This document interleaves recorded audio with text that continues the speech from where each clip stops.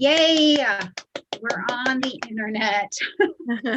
We've made it. I always feel like it's a great success whenever Uranus is retrograde. For me, for like any internet thing to be a success, I'm like, yes. Right. I get it. So welcome everybody to today's Eat and Greet. I'm so grateful to have you here, and hopefully in the next hour or so we'll be together. We're going to give you something that is worth the time you took to show up. So I'm so pumped to have you here. And it's funny because I keep getting questions. People are like, Stormie, are you going to talk about the eclipses? And I'm like, I promise. We're going to talk eclipses. I didn't forget. I just was waiting to bring a good friend so we could chat about it all together and look at the season of eclipses. How do the cycles work? All of that. And that's exactly what we're going to comb through a bit today. And I'm so grateful that we had an intro. We had like a soft email introduction to each other and just hit it off right away. You know, it's really exciting. So here we are. Yay! Thank you so much, Stormie. I'm just delighted to be here. So for everybody, my name's Irlianna Samsara, Star Sound Astrology. And yeah, Stormie's like, well, what do you want to talk about today? And I'm like, can we talk about eclipses? You know, because I'm like an eclipse nerd, you know, like I love eclipses and what they've done in my life. And you know, so today I think it's nice if we can dispel some of the sometimes people are afraid, you know, about eclipses. And I'm like, no, there's no reason to be afraid.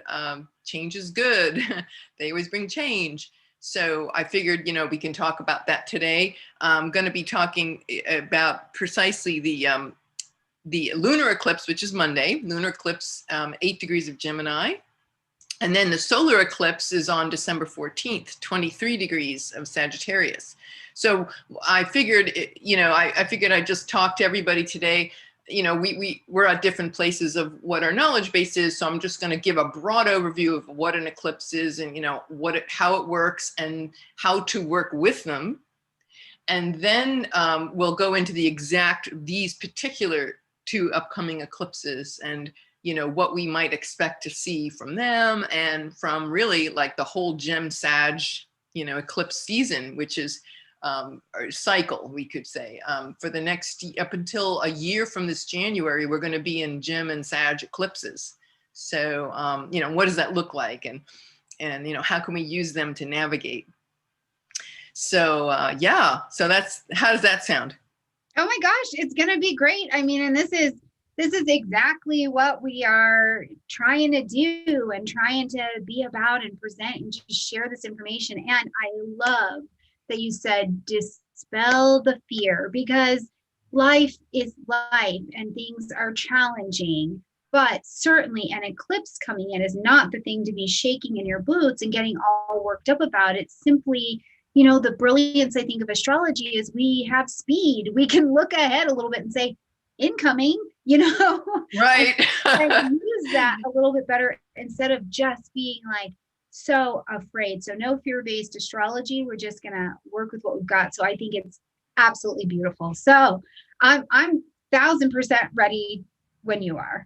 Okay, well, here we go. All right, everybody. So yeah, season of eclipses. So, you know, just to start out, eclipse season usually starts about, I give it about, you know, the shadow period, kind of like when Mercury goes into retrograde, there's a shadow period. Well, for eclipses, I would say, you know, and then again, there's no hard and fast here, but for sure within like a 2-week time frame. Sometimes it can be a month. One of my mentors, may she rest in peace, Renee, she was amazing. And she used to teach a lot about eclipses. And she said that she has seen, I mean, she had like 30 years experience in astrology. So I very much respected her viewpoint on things. And she said she would see things happen like sometimes a year ahead. If it's a really big eclipse, you could see it 6 months or a year out. So that's pretty exciting. Oh, yeah. So anyway, yeah, so we are in the shadow. And I think we could start by saying, you know, let's look carefully at what is happening in the world right now, because we're in this eclipse portal. And watch the news, watch your own life. You know, I'm going to talk about the collective as well as the personal. So watch what's happening in the news, watch what's happening in your life, because these are the things that are about to be, there's great revealings happening. So the eclipse is actually the most important event in astrology. And maybe a lot of people don't know that, but it's absolutely the case here. Now, why is that? I love this picture. It's like, the kids in Eclipse Road, it's like, I swear, this is where I live. I live on Eclipse Road. So why is it the most important event? Well, we were saying about revealings, it's about things that need to be revealed. So let me just give you a little, there will not be a quiz, just showing, 8th grade science class, right? What's an eclipse? All right, this is what it looks like astronomically. We have the sun, of course, and the moon passing in front of the sun on a solar eclipse, right? A solar eclipse is always on a new moon. So a new moon solar eclipse. So the sun and the moon are aligned in the same sign. And here we see how, and I love this, Stormie, it's like such a marvel of nature. When you think about how we're in the middle of this vast cosmos, and twice a year, these eclipses line up with our full and new moons, and this little line of light, it's like in the universe, it would be like a hair, this shadow that passes over somewhere over the Earth's surface. And when it passes over at whatever sign and degree that is, depending where it is in your chart, we're gonna see an area of transformation, and a chapter ends and a new chapter begins. So I just love the fact that, not that you have to be certainly in the eclipse shadow, of course, to transform your life, but when an eclipse passes over a certain country or part of the world, the affairs of that country are very much highlighted. Yeah. This one, we're in North America. We're not going to see this one. The people in Chile and Argentina, and the southern part of South America, of the Chile and Argentina especially, are going to see this, and they're going to be in the full path of the eclipse. So we won't be able to see this one. But like I said, the transformational potential is always there no matter where we live. Here's a lunar eclipse. This is, again, this time the Earth is in front of the sun, and the Earth's shadow passes over the moon. We're going to have a penumbral eclipse on Monday. So penumbra is a partial shadow eclipse. So the moon is not going to be completely eclipsed in the Earth's shadow. It's just going to be partial. Whatever. It's okay. It's still amazing, Yeah, I take it as just like a little blotting out, like a little mini reset, and then when we get a full, like a full covering, we have a complete reset. So it's like, right. Just relook at things a little bit, as opposed to a lot. Right, right, exactly. Okay, so I love this quote. I found this quote. Buddha said, 3 things cannot be long hidden: the sun, the moon, and the truth. Ain't that the truth, right? And that's what any eclipse, no matter what sign it's in, it will always reveal something that was literally right in front of us, but it's like a blind spot that we couldn't see. So now I have to say, especially with this eclipse cycle of Gemini and Sag is all about the truth. Yes. So, I mean, I get chills just thinking about it. So yeah, we are going to see truth. I'm getting chills as I say this. We're going to get truth on a scale that has never been seen before. My hair, my arms are standing up. So before I got into astrology, by the way, just by way of introduction, I had spent many years, well, first I was in the corporate world, then I did about 20 years, I did intuitive work, sound healing and energy medicine. So I got this intuitive muscle up, during that phase of my life. And so now it morphed into astrology. And so here we are. And I, it's obviously a muscle that is very important in astrology when you're looking at charts, to get a download. But anyway, yeah, 3 things cannot be long hidden: the sun, the moon, and the truth. Okay, let's see. So the nodes of the moon, I'm just going to briefly touch upon this. You know, we have the path of the Earth around the sun, the orbital path, and then the moon's path around the Earth is 5 degrees tilted, right? So, and it's the crossing point of where it tilts. This is where the nodes are. Now, obviously, it's not a planet, it's a point, it's a mathematically derived point in space. Each of the every year and a half, roughly, the nodes change signs. So it takes like about a little over 18 years for the nodes to come around again in the same sign. So now we haven't seen nodes since 2001 was the last time we had the nodes in Gemini and Sagittarius, 2001, 2002. So the lunar node, the north node, and the south node. Now it's funny, like this little shape here, this is what I love to tell clients. It looks like, well, first of all, to me, it looks like a lucky horseshoe. So for those of you who are new and learning about eclipses, you might think, okay, you know, what's this node thing? And how to orient yourself real easily is think of that as the lucky horseshoe. You know how you should always have a horseshoe over your door, like right side up for good luck, right?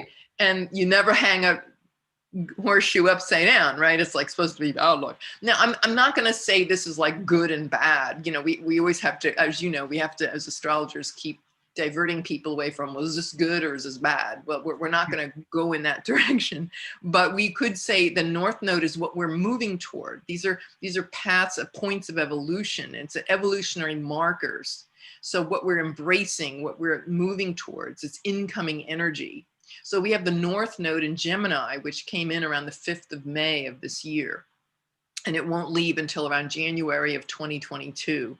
We'll be done with that cycle, and then we'll precession, we'll go into Taurus Scorpio. So then all of our eclipses will be in those signs.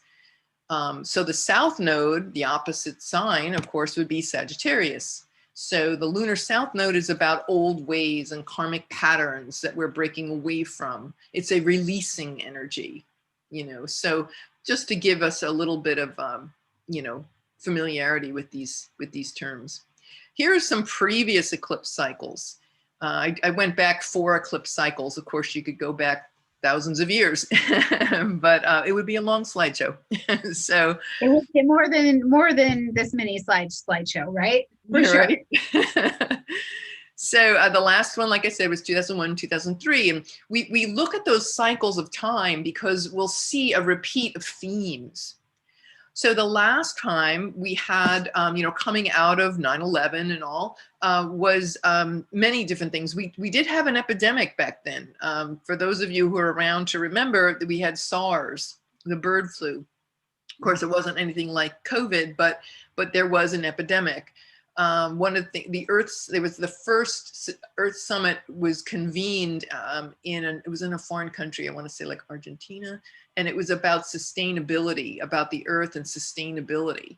So you see, this is all coming up now. John Kerry just got named to be the climate czar for the new Biden administration. So you see this whole conversation around these things, you know, once again coming up for prominence. The Department of Homeland Security was founded during that time period.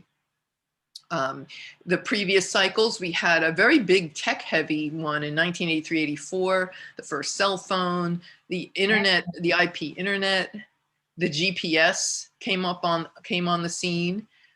So, you know, huge tech breakthroughs.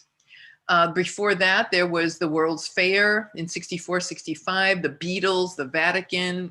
B-Book stands for Project Blue Book, which was the government's investigation of UFOs. So then again, truth, you know, or truth or hiding the truth, beliefs versus, you know, knowledge, direct knowledge. You know, there's that play at work here. Vatican II represents with the reforms by the Vatican. There was a big shift because I remember I went to Catholic school. So, you know, back then the Mass was said in Latin. And so they took Latin out and made it English, right? They changed the language so they would just be able to reach out to more people. So there's that whole element of truth and such, and reaching the masses. and being more connecting, you know, the attempt to reform and connect. Then there was the 1945 to 47, of course, the end of World War II, the Nuremberg trials, you know, sad ruling justice, you know, criminal justice, certainly. The World Bank was founded, and the UN was built and came in New York City and became, you know, part of our consciousness. So anyway, back to eclipses. So here's Lily Tomlin, that telephone operator. I know, I love her. I just love her. I don't, have you seen Grace and Frankie? Yeah, a little bit. Yeah, she's hysterical. I just love her. And I have, you know, I have teenagers and they're like, who is this lady? She's great. I'm like, I know. I remember when she was on Laugh-In. I'm that old. And she was on Laugh-In in the late 60s.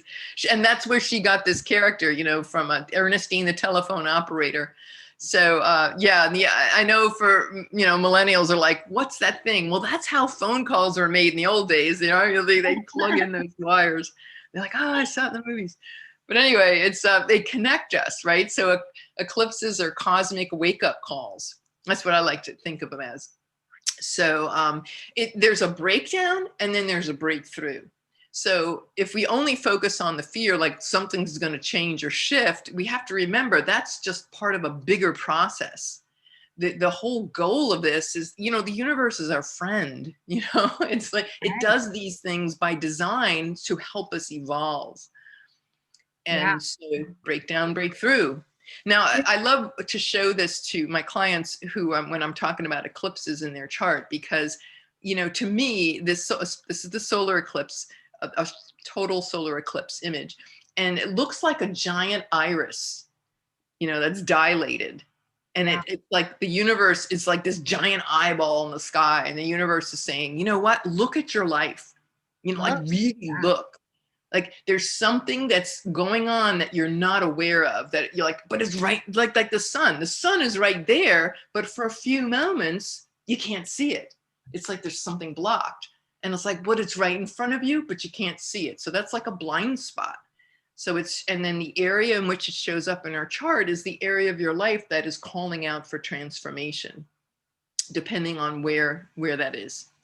So in the chart of the US, the eclipse is going to be, well, this is the Sibley. I like to use the Sibley chart. I'm totally open to the other charts that have gem rising, but in the Sibley chart, it's going to be in the 6th house. So I'm going to talk about that a little later. So, but basically our daily life, our daily routines are going to be transformed. Oh, yes. All the transformation. Now, aren't you a Taurus sun? Do you have the sun? Yeah, yes. I mean, Stormie, what are you going to do? The routine's going to, oh no, telling the earth signs this. Oh no.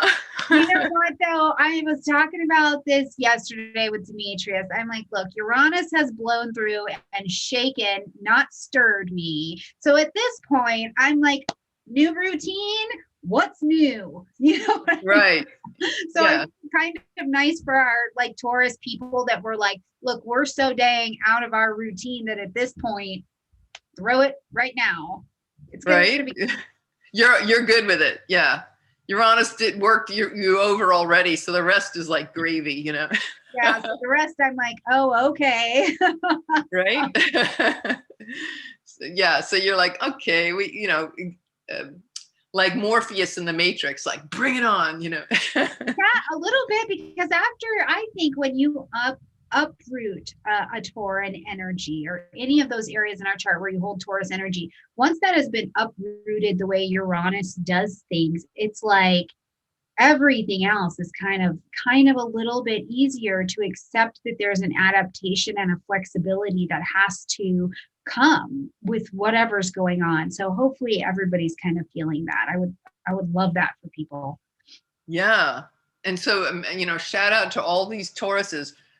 Change is my friend. Repeat after me. That's your mantra, right? Change is my friend. I know. Oh my God. No, I have Mars and Taurus, so I get it. You know, it's like, oh no, I can actually let go. Oh my goodness, really? So, Yeah, yeah. it is a practice. It is a practice, and hopefully though, as we're going, I'm like, that's why I love the eat and greet. So we can keep reminding each other that it's like, it is on time. Let's look for what you can do and where you can go with it, because it is uncomfortable, but Yeah. also useful. So Right. Ultimately liberating. It does throw us up a little bit in the air, but it throws us up for a reason. Like that's the other thing I say to especially Tauruses for the next 6 years. It started in 2018 when Uranus went into Taurus, but it's, Uranus is my friend, now it's Taurus's turn to experience Uranus is my friend. So, okay, my dear mentor Renee, I put quotes on this because this is what she wrote in her writings about eclipses. She said they bring magical, incongruous, nonlinear change. Don't you love that? yes. Yeah, it's just, and that's the power side of this eclipse. So if we can just, if anything today, if I could leave all of you wonderful, lovely folks with, is that, it can be magical. We have to look through the whatever might be upsetting us, or the change in circumstances, and see there's something beyond that. And it's good that a chapter closes. It's good that there's no going back. It's like, I remember this, somebody on Twitter posted this picture, and here's what an eclipse does. And it was a little fast motion of a train crossing one of those giant gorges, like a cross between a canyon, like crossing over a high railroad bridge, like 1,000 feet high. Mm-hmm. And as it was speeding across, the track was falling down right after it. Isn't that a great, that's what an eclipse does. There's no going back. There's no repeat. It's just, it's done and it's done. So here's some great examples. And I always, in my work, I'm always about empowering people with, how to be powerful in the face of all of these changes, in the face of an eclipse or any kind of rough transit. Well, here's a great example. Coco Gauff. Who could forget last year? Here's this 15-year-old kid. She's studying, she's training with the world's top coaches, and she's of course going to high school online, right? She can't be with her friends. She's made enormous amount of sacrifice, focus, discipline, right? She had two solar eclipses on her Saturn. A Saturn is, the rock star, the world stage. It's the public, think of the 10th house. And Saturn is that person who, the elder. Well, here's Venus Williams, who is her childhood, can you imagine having posters of her in her bedroom as a little girl? She's still a little girl in a way. And here she is. She beat her at Wimbledon, complete upset. But that's a great example. She did the work before, years, in her case, years before, to do the work. And here's the payoff. The eclipse gave her magical, incongruous, nonlinear change. Nobody expected a 10th grader to beat Venus Williams, but she did. What was really funny about that? I pulled up her chart when I saw that. The day she beat her, this is like really Twilight Zone-y cosmic joke. The day she beat her, it was like, I remember it was Venus and Uranus. I think it was her transiting, Venus was transiting over Coco's Uranus, or it was the other way around. I can't remember. But I'm like, she literally beat Venus. And it was a shock. It was a shock. Now, I will say, sometimes when there is a changing of the guard, it is not received well, but Venus was brilliant. Oh, yeah. Brilliant. I mean, she was like, girl, you go. Like, because if you watched it, I don't know if you guys saw it or not, but Venus got a run for her money, and that little girl was fast. Yeah. And it's very Uranian, right? Just right, lightning fast, right? Good point. Yeah, she was fast. And look at her. She's like kind of like she's like, what just happened? Like out of her body. So and it couldn't have happened to a sweeter girl. So this is the New York Times said it was a changing of the guard match, that upended thing. So That's what Renee taught me, was my mentor, was like, do the work of the eclipse beforehand. Now, if she didn't do any work on that, she would have, probably would have been a smack upside her head, but she was focused and diligent and had enormous discipline. Can you imagine giving up your whole, grammar school, middle school, high school career, your friends, you can't hang out with your friends. You're training in Germany with like top, coaches and such. So she made enormous sacrifice and enormous discipline, and there was the payoff. Here's another example, breakdown to breakthrough. Tiger Woods had a solar eclipse in his 5th house of love affairs in 2009. If you remember, it was a very sordid affair, or had many girlfriends. And here's, the window, right? His wife, his ex-wife, now ex-wife, smashed the window, and she found out about this woman. And then it turned out it was bigger than that. And it completely eclipsed his reputation, right? Because it was an eclipse on his Mercury in the 5th house. And the Mercury rules his midheaven, his 10th house, right? So these corporate sponsorships dried up. Mercury rules contracts. So all the Nike and all these, he had these hundreds of millions of dollars, right? That all eclipsed out. Now, here's the good news. Nodal opposition 9 years later, 10 years later, he came back, as we all know, he won the Masters. And it was the greatest, they're saying it's the greatest comeback in the history of like any sport, not just golf. So, but he had to do a lot of work. Well, obviously he had to do a lot of inner work with, why he was carrying on and lying, living a life of a lie. It cost him his marriage. Mm-hmm. So he had a lot of cleanup to do. And he also, on a physical level, he had many, many back surgeries for if you're not familiar with, don't follow Tiger's career, he had several back surgeries, and people were like, he's done. He'll never come back. He's just, he's worn out. His spine's not going to be like the way it was. And he had one surgery after another. He was ranked like 181 in the world when he had been number 1 for like umpteen years. He was coming in on Jack Nicklaus, and who knows what'll happen, but he was coming on Jack Nicklaus's, greatest golfer of all time, statistics, almost as many majors. And last year he made this amazing comeback. So that's called doing the work of what the eclipse asked him to do. And here it is. Then a month later, he wins the Presidential Medal of Freedom. He's awarded. So yeah, that's a fantastic example of, from one end to the other, how you can come full circle. Yeah. So I just found that to be very inspiring. No matter how bad things get, can you imagine, who would ever thunk that when this happened 10, 11 years ago, that it would result in this, it's like, wow. Yep, absolutely. That's the thing, when we get around eclipse time and people, places, and things start to fall out or fall in. It's I like that. They either fall out or they fall in. Right? Because that happens too, right? Like people fall in or opportunities fall in, and it's like, don't push back from that. Go in. You're not going back over there. So go forward. Here's your new cast of characters for however long they need to be here. Go in. Go in. I love it.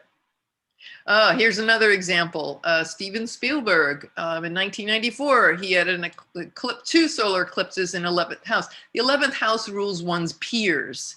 So you could think of it as like voting members of the Academy. So he got 2 Oscars, and he won for directing and picture, best director. And it was nominated for, I think, 12 Oscars, and they won 7. But the breakthrough for him was, yes, he was already very successful. When he was only 26, he directed Jaws. And then he, of course, went on to a bunch of them, but Jaws, Raiders of the Lost Ark are 2 of his most famous films.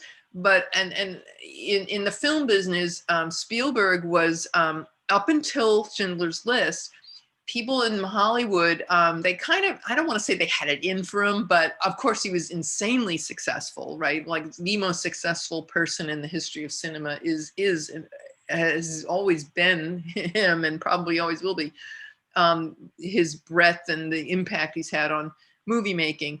But the thing is that they always thought of him as a commercial director. You know, oh, he's great. You know, he makes these $100 million, you know, movie receipts, but they're commercial movies, right? He's not an auteur, as they would say, like a director's director. And then he just upended that. He's like, well, okay, you know what? I'm going to go do Schindler's List. Not that he was out to prove himself, but he left behind those that he was only known for that. So what was eclipsed was his reputation as just a commercial director. And then he got into the serious fare of Schindler's List. Yeah, So, beautiful. another great example. All right. You know, eclipses, you can be deceased and have, there's impact. So here's Princess Diana across a generation. So her chart got activated when we had, now this is not a Gem-Sag eclipse cycle, it was Leo Aquarius, but her eclipse, her chart was activated with the Great American Eclipse. And so, and what happened, it was in her 5th house. Well, that's children, right? And so what happened, you know, Harry met Meghan and eventually got engaged and married. And so the eclipses in 2017 and 2019 was on her Uranus and Leo, right? And so there's sudden departure. And look, he left, right? And Leo is monarchy, right? So he literally walked out of the monarchy. And then Saturn in Capricorn, you know, in the 2019. So there's that. I think she would be very proud of him, you know. Yeah. And it would be interesting to see, because I taught a class, a composite class, and we looked at the composite chart for Harry and Meghan, and we were watching to the date when we said they will leave monarchy, they will leave the royal family, but they're also going to say this money needs to dry up. And that is what they said, like, to date. So it would be amazing to see the eclipses over their composite chart, because I mean, we smacked it down just looking at the composite transit. Wow. Yeah. Yeah. It's fascinating that these transformations can occur depending on how we measure it, whether it's a composite chart, a progress chart, a natal chart and transits, his mother's chart. It's like there's always, the universe gives us so many pointers and so many directions. You know what I found was interesting? This really isn't an eclipse conversation, but I couldn't help but put this in our slideshow. And I came across this inadvertently, and I held it and I put it in my file. The UK and America, obviously there's a long karmic link, right? We won our independence from King George and such, but the 3 counties around Washington, D.C. are Charles, William, and George. I mean, isn't that weird? Yeah. It's like that. Wow. That was like what, a few hundred years ago, 200 years ago, they draw these things up. So yeah, it's like, wow, talk about that. That's just crazy, you know. And then there's Anne, right? The sister, Charles's sister has again. So I know it was Queen Anne back then, but I just found that so amazing. And it just goes to show this, you know, connection. I mean, the fact that all 3, the father, the son, and the grandson, is just, yeah. Right there. Mm-hmm. There it is. Yeah. And there is an eclipse, that eclipse cycle that where Lady Di got married, and then, you know, again, is activated for the children. That eclipse cycle is got a real strong connection with the US. Well, here it is. He moved to the United States, you know, so, and I don't know if many people knew this, but she, at the time after she got divorced, she was looking to move her children. She was looking at houses in Malibu. Mm-hmm. She wanted to raise her kids outside of that whole thing. So obviously that wasn't, you know, that was not, they were not amused. So, but yeah, so there's the America connection again. Mm-hmm. So anyway, so this eclipse, November 30th, is Monday. We're going to have an eclipse 8 degrees, 45 minutes of Gemini. I just put in Eastern Standard Time, but you know, you can adjust that for your own time zone. The South Node lunar eclipse is going to be on December 14th. and 23 degrees of Sag, 11:14 in the morning Eastern time.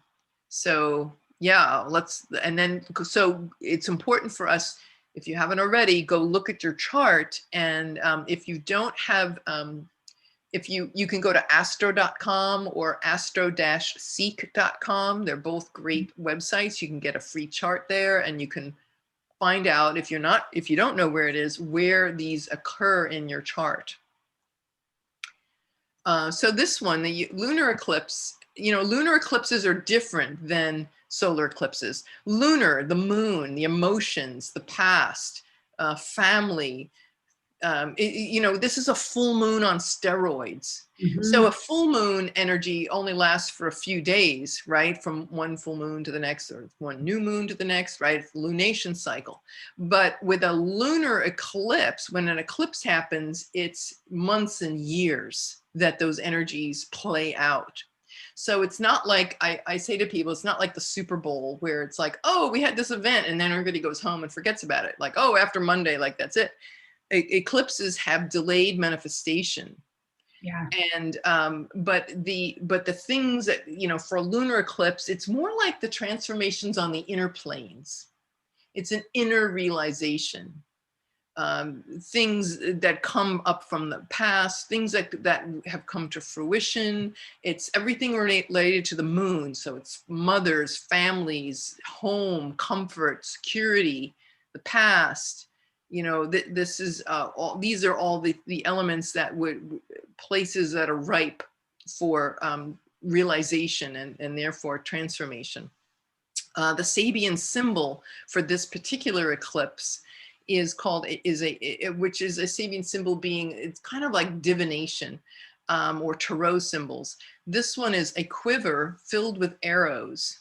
So if you think of like the archers, they put the bow and the arrow together and right? A quiver filled with arrows. So this is more about conquest, like the ego, conquest of the ego, rather than looking at everything as an enemy that has to be overcome. It's like, what really needs to be overcome is our ego.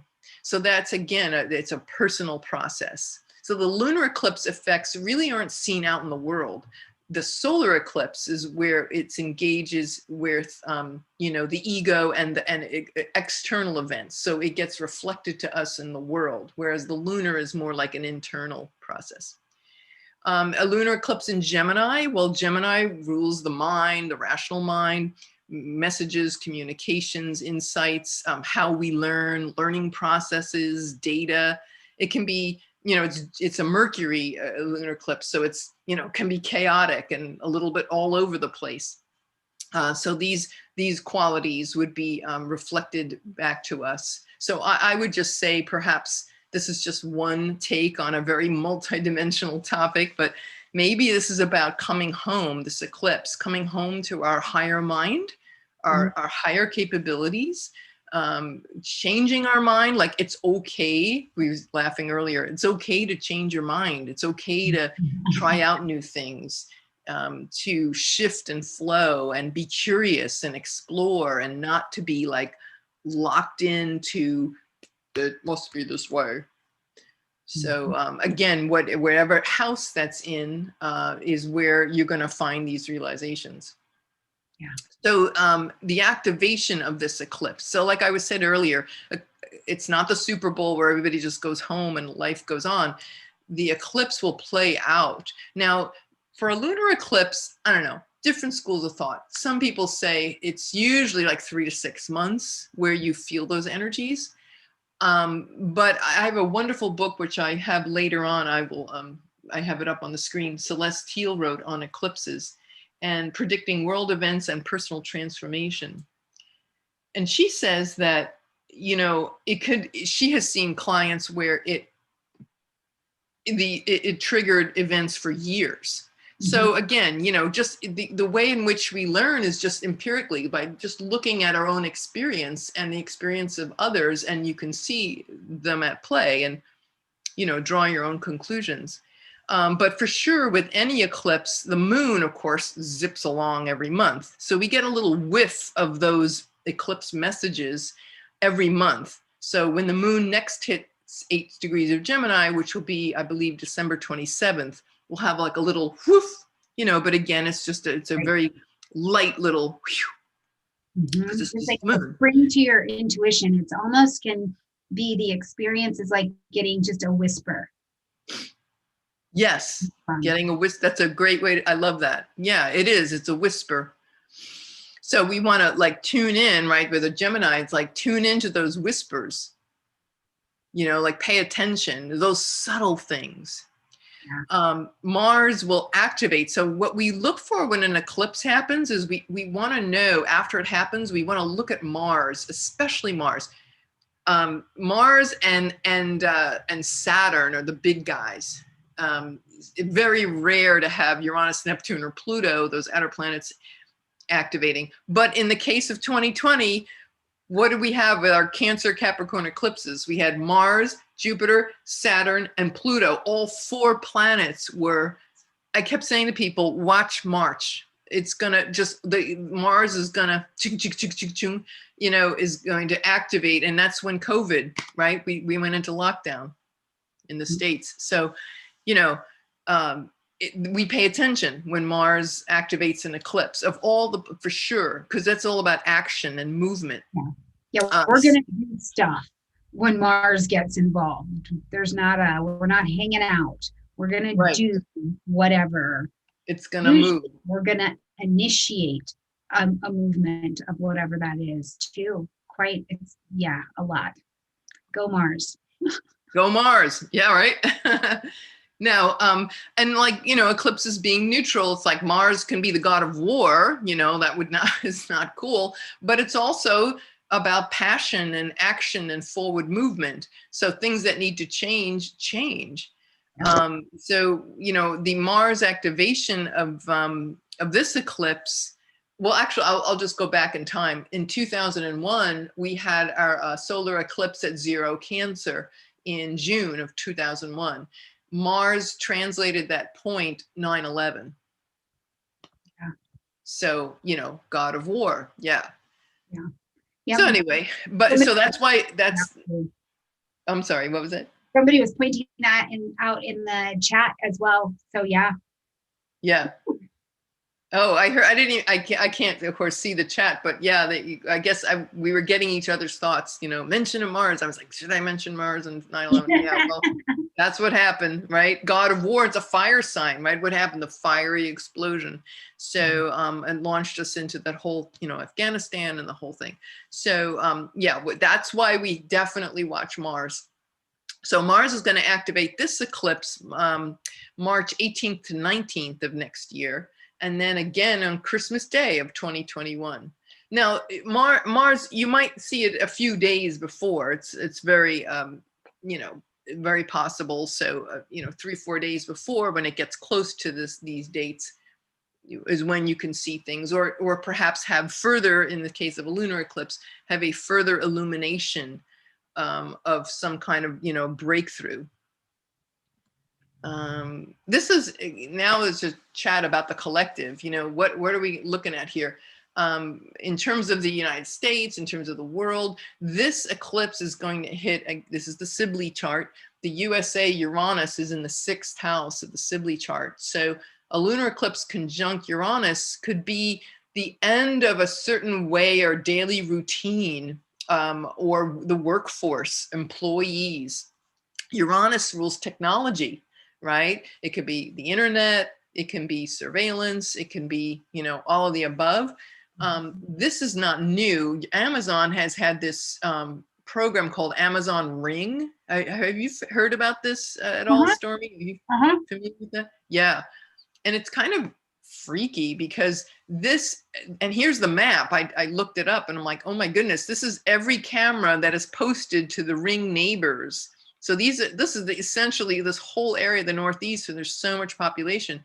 All of this is where people are hooked in, where it can actually, it feeds to the police precinct. And then the police could, if there's say some, criminal in the neighborhood, they can actually access this information in video cameras. But your home is like wired to the police precinct, like the camera, you know, the network is available to them. So that's very, very like Orwellian, you know, Big Brother. So, you know, we could be seeing more of that, or we could maybe, hopefully, it could be that maybe people will protest that and rise up, and like Uranus rules revolution. Maybe people will revolt against all this excess technology and surveillance, you know, the common people. So, you know, we have, that's just one place where we can, you know, see it play out. This isn't, I know this is a little scary, but I'm just saying, what I thought of is, because Gemini rules neighborhoods and neighbors, and Uranus is robots and AI. You might have seen these dogs that they've invented, these Boston Dynamics, for the last several years. Well, now they have these dogs, they're robot dogs that like police neighborhoods. It's really creepy. I mean, if you don't really want to go online and look at this, but they actually now can open a door, you know, and go inside a house. So and in the pandemic, I know in the UK, they had these giant robots sweeping themselves through the streets, and they were like calling out, like, everybody, you know, stay in your house, or whatever. They had messages that they would broadcast, and the thing would just sweep through the streets. So it's already happening, but there's going to be some kind of breakthrough around that. Here's a picture of one, excuse me, washing dishes, you know. It's like, Well, hell, let's keep that one. You know what? I'm good, thank you. I'll wash my own, or I'll use the dishwasher, or we can hire a housekeeper, a real human being that needs a job instead of this thing. I don't know. How would you feel if you had a robot dog in your house washing dishes? I don't know, but I remember that movie, and I can't remember what it's called, but I think Will Smith was in it. Maybe, was it AI or something like that? Anyways, and the robots just kind of went rogue with their companion humans, and it was, you know, it was a lot. Oh, was that Gemini Man? Was that Gemini? No, it wasn't that one. It's a bit older, and it might not even be the one with Will Smith. I might have the wrong movie. But anyways, it was just that whole kind of concept. Yeah. Cautionary tale. This just happened yesterday. I don't know if you heard about this. So I'm again, like I was saying earlier, watch what happens in the news around an eclipse. So they they were counting sheep out in the Utah desert by helicopter. They were just doing a normal survey, right? And they come across this monolith, and it's this metal thing just sitting there in the middle of nowhere, not near any trail. And they're like, wow, you know, so you're, again, Uranus, like the unknown or something from God knows where, very futuristic. Here's this futuristic silver column, and they don't know what this thing is, and somehow it's stuck deep in the earth, and they said, you know, it could be like some artist went out there and put this thing out there, but it's just such a big question. And I just had to chuckle, because then they even making jokes about maybe this UFO or alien, you know, dropped this thing off in the desert, and nobody seems to know.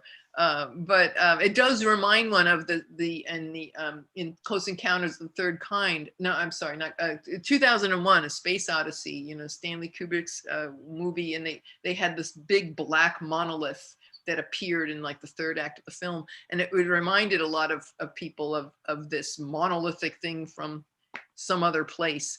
So I just had to chuckle.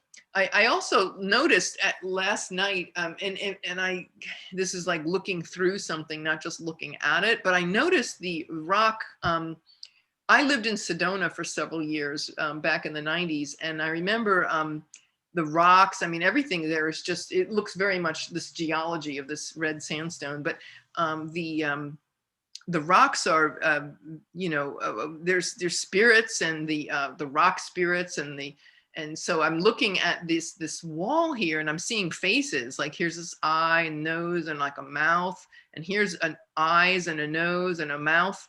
So these like guardians, you know, like right in front of that thing. So I just thought, that's interesting.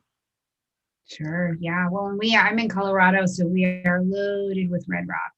It's all yeah. I love it. Yeah. Yeah, it's beautiful. So this is about being proactive. So that's kind of like the collective, what we're seeing. Now we're going to switch it back to what about us? So, you know, being proactive is really, of course, especially with an eclipse, because we said earlier, it's the most important event in astrology. So being proactive really pays off. I mean, look at, you know, here's Coco Gauff, not that she knew astrology, but she was proactive at a very age, and it really paid off. But look ahead, not just the house, but if it touches a planet.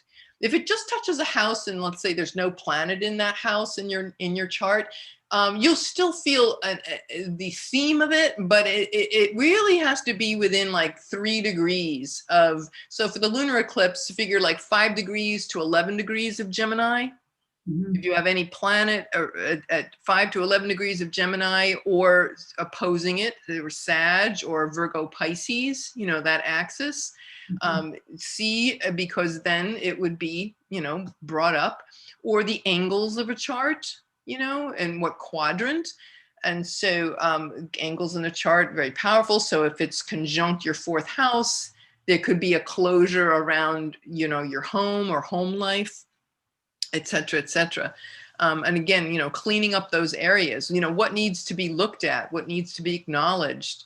Is there something that we're not quite aware of? You know, the eclipse will definitely show it to us, but it's good to start engaging and moving there, you know, way ahead of that actual thing. And this is another thing that Renee said, and I never forgot this. She said, make positive efforts in the areas of life ruled by those houses. Then watch the upcoming, she was talking about solar eclipses, pop those balloons and make the good consequences rain down upon your life like a good karma piñata. I love that. A good karma piñata. Yeah, well, like Coco Gauff got her good karma piñata, you know, but that's what's available to us, you know? So why should we be afraid when we see there's something there that's ready to be released? Yeah, I think when we come from it with this idea that it's like, oh my God, around every twist and turn, the universe is like out for us. That's a really hard place to make progress from. But that's also, you know, if that's something that people are experiencing, it's something that we do work with astrologers and counselors and things like that to move away from that, or move away from why we are thinking that way. And sometimes it feels like it's based out of experience, you know what I mean? But we can have a pattern in our lives and also disrupt a pattern in our lives to have a different experience. And I think that's what's really important to lean into as we're getting ready to eclipse, is that it doesn't have to be the same old thing. It can be good, and it can also just be different. And sometimes just different makes it good. You know what I mean? Right. Yeah. All hail, just doing something different is like, wow, you know, it's okay to change things up. You know, we are so wired for comfort. And, you know, I noticed that every administration of a US presidential inauguration, no matter what the political party, because we have our inauguration exactly the same time, every time there's an inauguration, it's always 12 noon, Washington, D.C. So, you know, your chart's always going to have 0 Aquarius, and Taurus is going to be rising. So Venus rules every administration, whether it's, you know, Republican, Democrat, it doesn't matter. So it just shows me like, wow, you know, our values, but also our comfort zone, you know, like, so we have such a thing about comfort, so that no wonder people get all like, you know, crazy about eclipses or scared, because, you know, anything that upsets our comfort zone is, you know, the ego just wants to have a field day. But no, it's definitely taking this bigger picture, broader view. Here's some good proactive tips that I came up with. You know, Mercury is the ruler of this lunar eclipse, and his Bud is where we get the name Buddha. Mercury in the Vedic tradition, Mercury is Bud, and it's the mind. You know, it's not just the, you know, in the greater cosmology, it's, you know, the mind, the rational mind, but the mind. And so prayer, meditation, reflection, candle, or fire, a puja is like a fire ceremony. chants, right? Because this is the voice. Gemini is about speaking. So chants, mantras, these are all like really powerful, proactive things that we can do to work with the eclipse. Dissolving the mind chatter. Oh no, we don't have that problem. Right. Oh my God. Sometimes I just gotta really work it to shut it off. When I go to bed at night, I like have to take like several minutes to just pranayam, you know, just to like, Yeah. so new pathways. Connecting with our higher mind. You know, the higher octave of Mercury is telepathy, right? Because Mercury is the god that was the messenger, right? He would go in and out of dimensions. He'd chat with the gods on Mount Olympus, and then he'd shapeshift down into the earth plane and share those messages wide and far with the mortals. So it's that idea about moving in and out of communication, higher mind, the lower, not like lower's bad, it's just different. And this is an opportunity where we can bring down this higher wisdom and make it available for ourselves, for others, connecting with the higher mind. The green, Mercury's color is green, and green is also the green. I think of the green matrix healing energy. Like in Europe and in South America, they have the green matrix is the green, like the Red Cross, but it's green, like the pharmacy. The symbol for pharmacy is a green cross, the green matrix. Little do people know that that's a Mercury thing, right? So he's the symbol of the American Medical Association is Mercury, right, with this caduceus. So there's that health and healing aspect. Yeah, which is funny because in Colorado, where marijuana is like super legal, like there are just green crosses everywhere here. Wow. Our dispensaries have adopted them. Wow, that's amazing. Mm-hmm. Yeah, not here. You know, we got you know, the medical marijuana got passed, but I know it'll just be a matter of time before everybody, maybe in this eclipse cycle, we'll just see it like legal everywhere in the United States and, you know, in the world. And so yeah, that would be very, very cool. Talk about letting go of the chatter of the mind. Here's something that many people may not be aware of. This is Yogi Raj Gurunath Siddhanath. So he's a yogi in India. And this is a purification process. So this is, again, to see Mercury in a higher fashion. This is also good for Mercury retrograde, but since we're just sticking to eclipses today, this large metal object is called a Shivaling. And this is made of pure Mercury. Okay, so I just have to say, do not do this at home. You know, this is a very advanced, a yogi that literally has taken liquid mercury and worked it. Of course, it's extremely poisonous, right? Mercury in its unrefined state, so look at the symbology here. Mercury in its unrefined state is toxic, right? Just like our mind chatter, our chaotic mind chatter is toxic. So if we can take that and refine and work with it, Mercury then becomes purified and heals. It becomes a healing element. So here is this Shivaling, Shiva, right, god of transformation. In India, this Shivaling is this mass of prayer and intention and purification. And this is like the largest Mercury Shivaling in the world. It's in his ashram, which I think is in Mumbai. And so here he is doing this purification ceremony with, it looks like water. But Mercury in that refined state is Ayurvedic, right? It purifies the mind chatter. That's why he created this. It's like an antenna to purify the world mind of chatter. Yeah, it's just out there in India. So yeah, it gives us another way to look at Mercury. Yeah. Literal Mercury, right? Here's some do's and don'ts, you know, for the eclipses. Not a good idea to get married during an eclipse.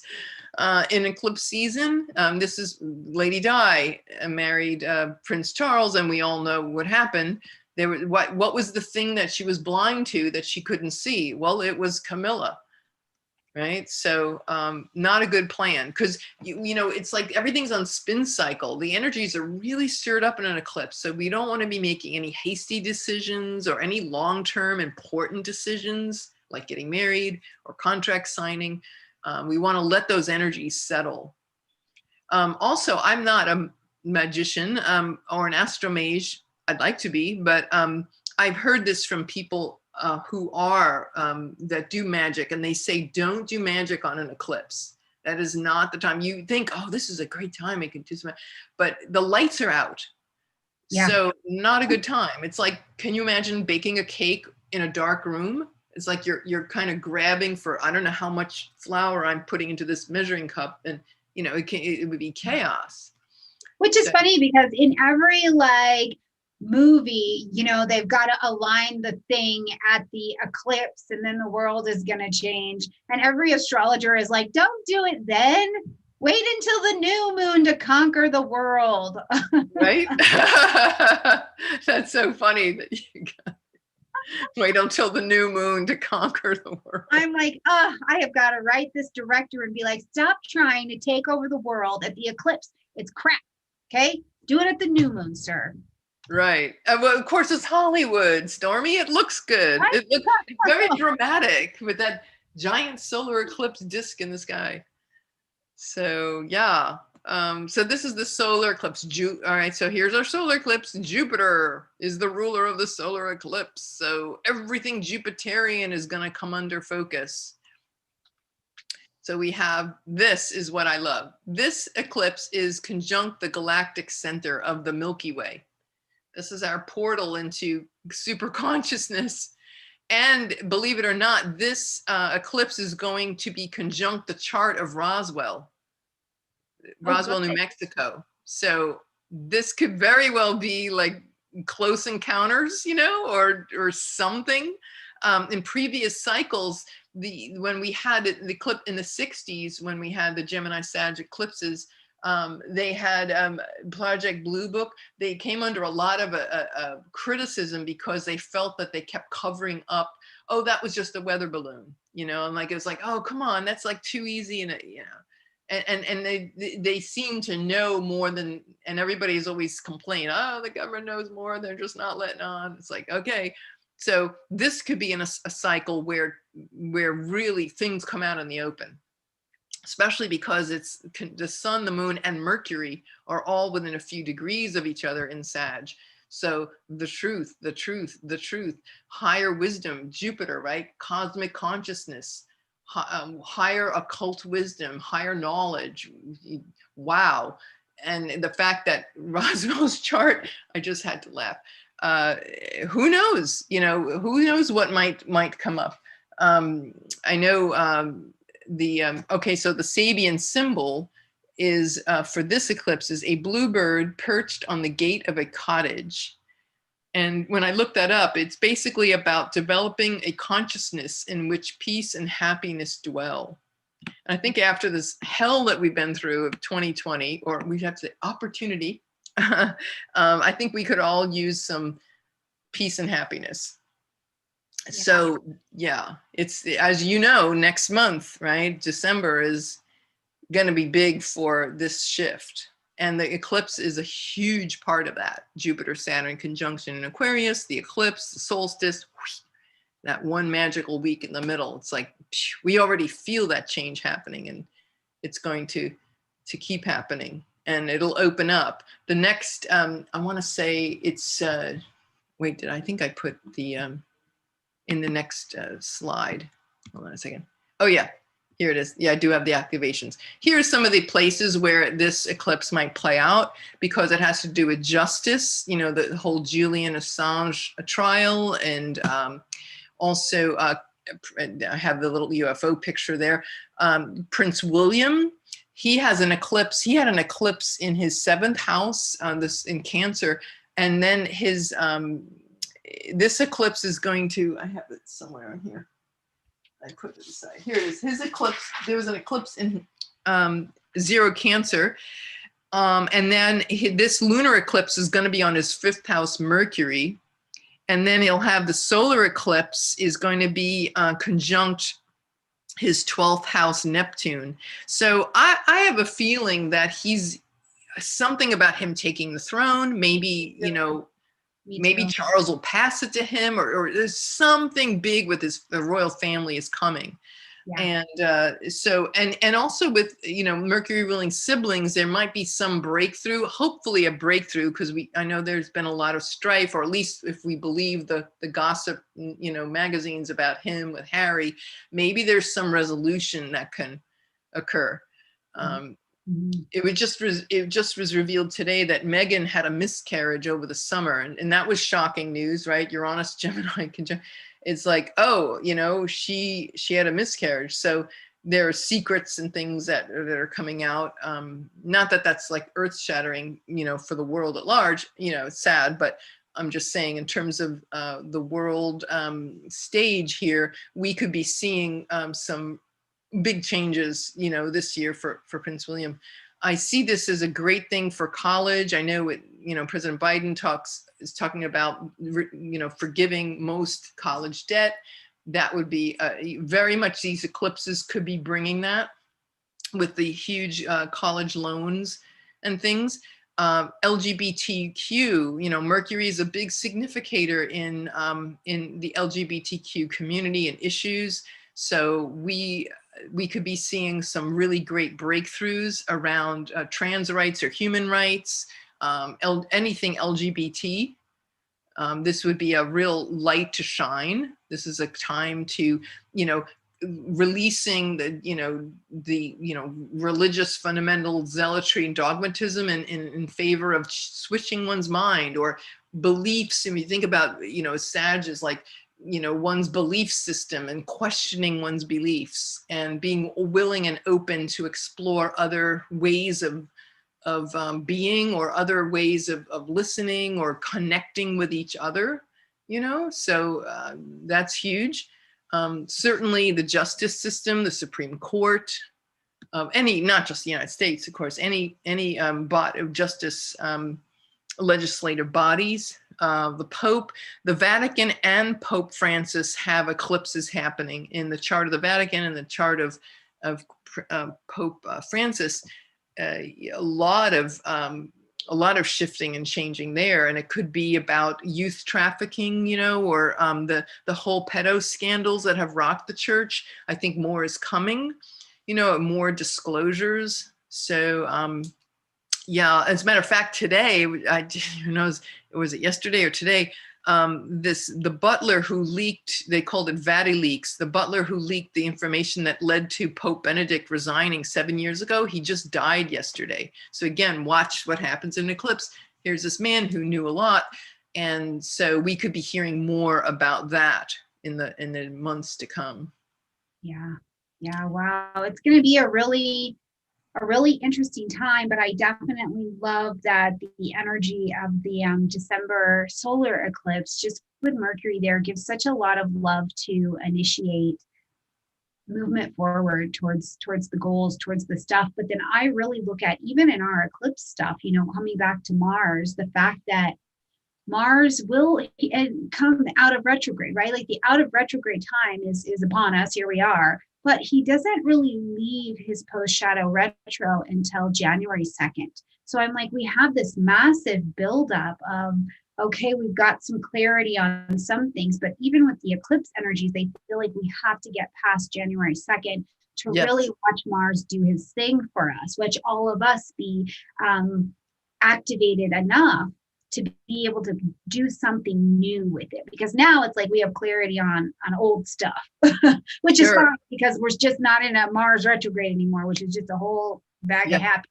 But to really see this thing kind of push forward, I just feel like January is such a pivotal month for us. It's like the energies happen, and they happen quickly within weeks of each other. But then January, all the happenings have happened and we get to push forward energetically. So I really feel like January is gonna be a little bit of a hold kind of month while we watch and get things ready to go. So yeah.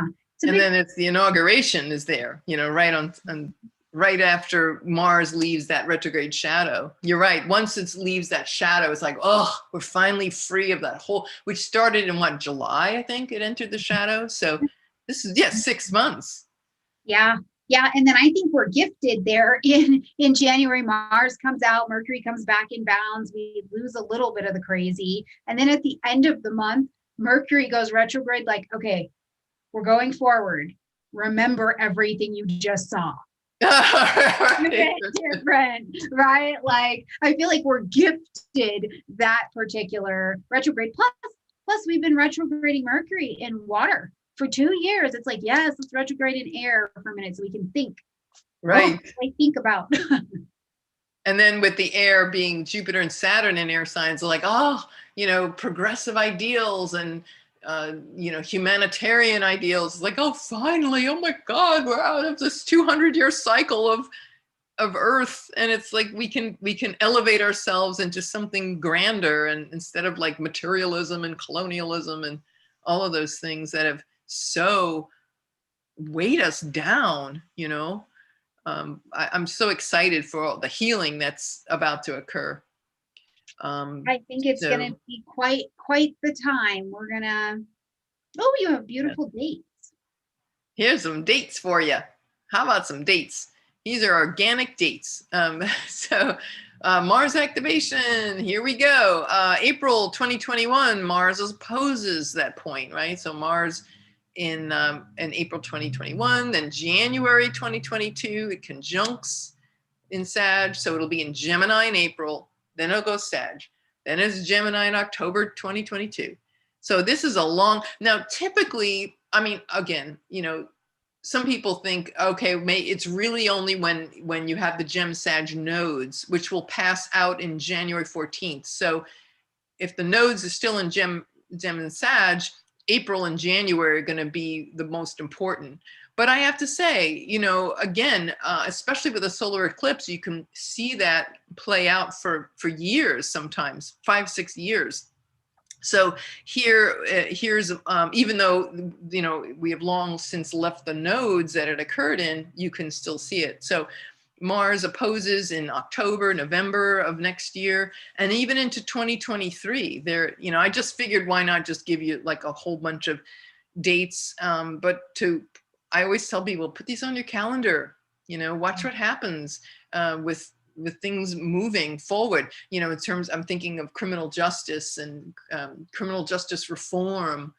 That's a huge one. But any and all of the topics that we discussed, trans rights, LGBT, college debt, wow, there's a lot of action around these dates that we definitely want to look out for. And knowing that we have these dates ahead of time, again, being proactive. And so we're using it in our behalf. Knowledge is power. Yeah. Knowledge is power. These are 2 books I recommend to people who want to learn more about eclipses. I got a lot of value out of them and get a lot of value out of them. Celestial is the book. The one on the left is actually out of print, apparently, or there's only a few copies on Amazon. They're like $1,000, because it's obviously out of print, but it is in an ebook. And it's very, very informative. It covers all the bases. And of course, this is a classic, Bernadette Brady. She wrote a book called The Eagle and the Lark. And what's nice about it is that she has all the Saros cycles listed. So eclipses belong to families of eclipses. And so she gives all the delineations. So when I said here, look at the parent eclipse. So what does that mean? A parent eclipse is, it's a long conversation, so I don't want to fully flesh this out, but just to say that, to everybody out there who may not know, that eclipses happen, they're part of a larger picture. They're part of a family of eclipses. And the first eclipse happens, and this family of eclipses, this eclipse series will last for like 1,200, 1,300 years. So just a small amount of time. Yeah, it's like crazy. So the parent eclipse is kind of like the root of the tree from which all these eclipses grow. So they'll either start at the North Pole and work their way down, or start at the south and work their way north. So at any given time, there's a lot, just like in a forest, you have some seedlings and then you have old trees and everything in between. An old tree that's ready to die out and a new tree takes its place. So there's this constant movement of life and cycles. But the parent eclipse is also important. I didn't have time to get into it today, but she'll talk about that, and she gives in the back of predictive astrology, she has the each delineation for these families of eclipses.